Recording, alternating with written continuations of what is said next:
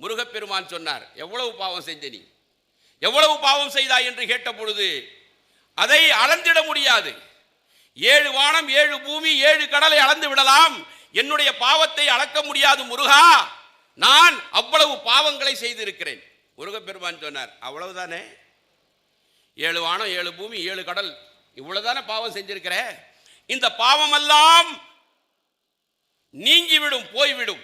எப்படி போய்விடும், எப்படி நீங்கிவிடும் என்று கேட்டார் அருணகிரியார்.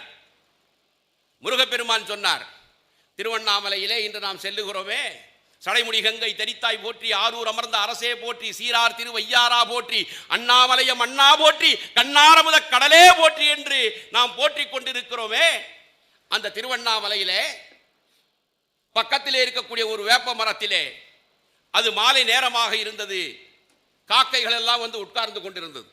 முருகப்பெருமான் அருணகிரியாருடைய கையிலே ஒரு கல்லை எடுத்து கொடுத்தார். அருணகிரி, அந்த மரத்தை நோக்கி அடி என்றார். கல்லை அடித்தார் அருணகிரி.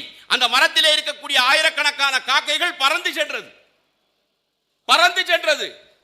முருகப்பெருமான் சொன்னார், அருணகிரியே, ஒரு கல்லை எடுத்து நீ அடித்தாய், பல்லாயிரக்கணக்கான காக்கைகள் பறந்து சென்று விட்டது.